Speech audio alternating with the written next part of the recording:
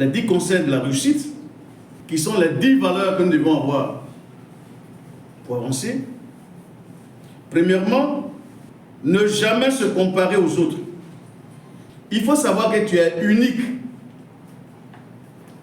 Et ton talent, il est unique.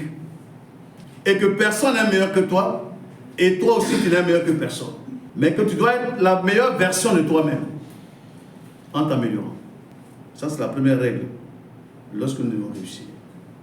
Deuxième principe, ou deuxième règle, il a dit, il redresse celui qui est humble.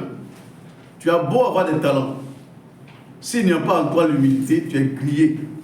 Parce que l'humilité permet à une personne d'accéder à des élévations, même si elle n'est pas compétente. Puisqu'elle est humble, on peut la faire accéder à des niveaux. Mais celui qui n'est pas humble, qui se croit connaître tout et au-dessus de tout, il ne fera que boire le calice de la mort jusqu'à la souffrance. C'est pourquoi il est dit dans Devarim chapitre 8, quand tu prends le chapitre 7 et le verset 7, il dira quoi? Car Yahweh ton Elohim va te faire venir vers une terre de torrents d'eau, de sources et des eaux souterraines qui jaillissent dans les vallées et dans les montagnes. Là où il pousse tout ce qui est bénédiction.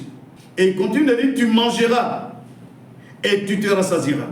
Tu béniras Yahweh, ton Elohim, pour la bonne terre qu'il t'a donnée.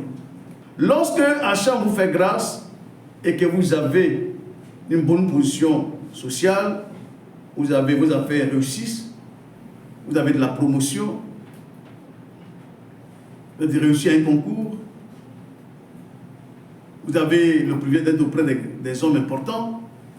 Comme il le dit, prends garde à toi de peur que tu n'oublies Yahweh ton Elohim, en ne gardant pas ses commandements, ses ordonnances et ses statuts qu'il t'a donnés. De peur que quand tu mangeras, que tu te rassasieras, que tu bâtiras et habiteras de belles maisons, que ton gros et ton petit bétail se multiplieront, que ton argent et ton or augmenteront, et que tout ce qui est à toi se multipliera, que ton cœur ne s'élève pas, et que tu n'oublies pas l'Éternel, au point de dire que tout ce que tu as, c'est ta propre compétence, ça vient de toi-même.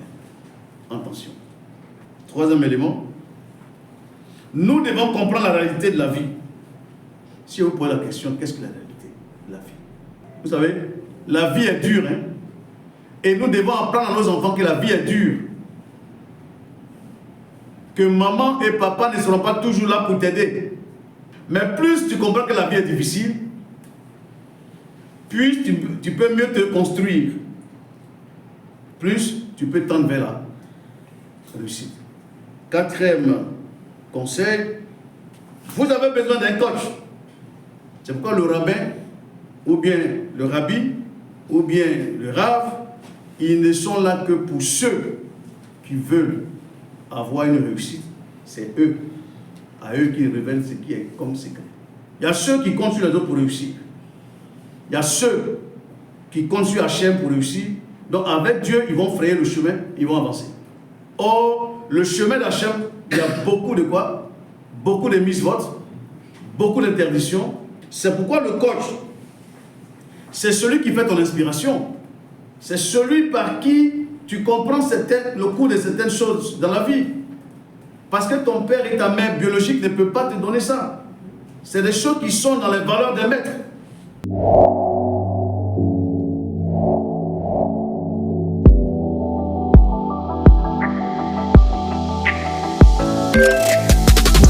Yeah.